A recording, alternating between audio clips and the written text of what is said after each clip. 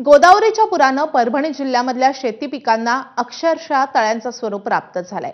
हे विदारक चित्र पाहून शेतकऱ्यानं हंबरडा फोडलेला आहे। धानोरा काळे गावामधल्या देवीदास काळे यांच्या शेतामध्ये पाणीच पाणी झाल्याचं पाहायला मिळत आहे। कर्ज कसं फेडायचं, घर कसं चालवायचं आणि शेती पुन्हा कशी उभारायची असा यक्ष प्रश्न या शेतकऱ्यासमोर उभा ठाकलाय।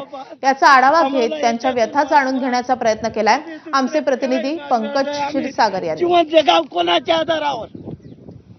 गोदावरीला पूर आलेला आहे। मी सध्या धानोरा काळे इथल्या शेतीमध्ये आपण जर बघितलं तर हे कापूस आहे आणि कापसामध्ये पूर्णतः पाणी आहे। बघा तुम्ही, हे कमरे एवढा कापूस आहे आणि या कापसामध्ये आजही पाणी आहे।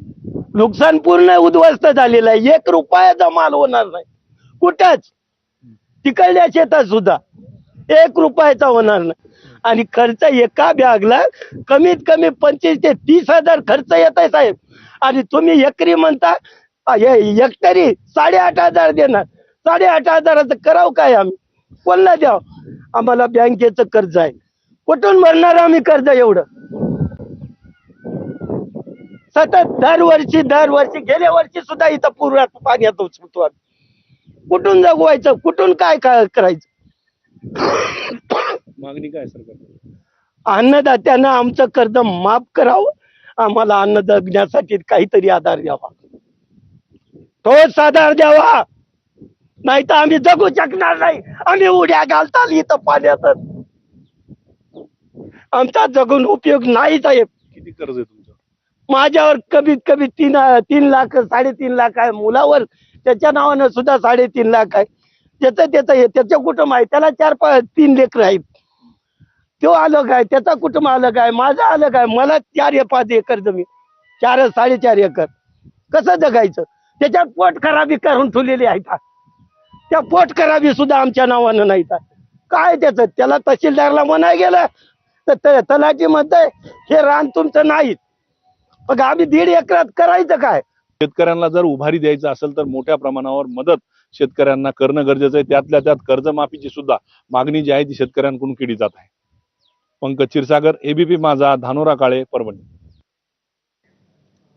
तर सरकारनं काहीतरी ठोस मदत करावी अशी मागणी हे सगळे शेतकरी करतायत।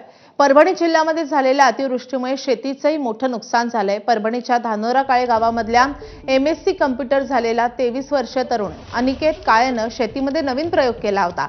4 एकरमध्ये बेड पद्धतीनं सोयाबीनची शेती केली, मात्र पुरामुळे 4 एकर सोयाबीनचं पूर्णपणे नुकसान झालंय। मात्र अजूनही अनिकेत काळेनं हार मानलेली नाहीये।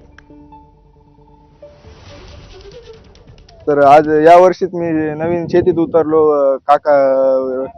काका आहेत माझे, दुसरे वडील नाहीत, वडील वारलेले आहेत। आणि शेतीत उतरलो, प्रयोग करण्याचा, बेडवर सोयाबीन लावण्याचा प्रयोग केलता, तरी पण पाण्यापासून सगळंच गेलं। सोयाबीन काहीच राहिलं नाही, असे पाण्यामध्ये असे मोड फुटलेत, बाकी काहीच राहिलं नाही। सोयाबीनला काहीच नाही, सगळी बिकट परिस्थिती झाली। सरकारकडे एवढीच मागणी आहे की सरकारनं ओला दुष्काळ जाहीर करावा आणि शेतकऱ्यांची पूर्ण कर्जमाफी करावं।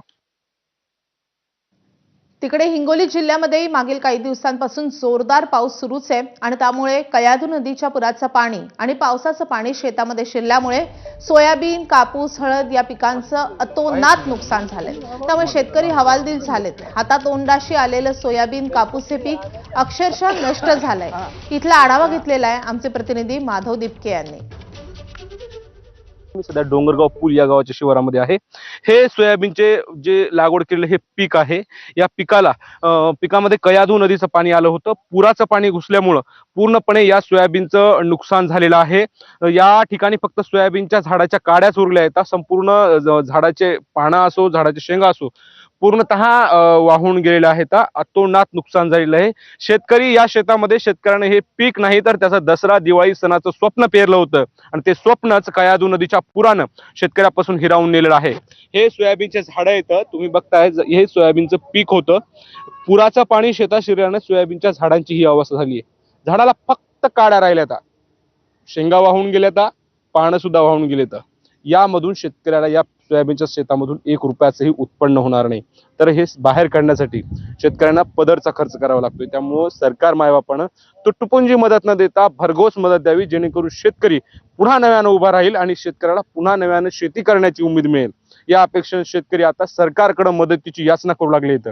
आता सरकार संपूर्ण ही नुकसानीची दाहकता लक्षात घेऊन काय निर्णय घेते हे बघणं महत्वाचं आहे. माधव दिपके, एबीपी माझा, डोंगरगाव पूल, हिंगोली. हिंगोलीमध्ये झालेल्या मुसळधार पावसामुळे पिकांचं मोठं नुकसान झालंय. सोयाबीन, कापूस, हळद या पिकांना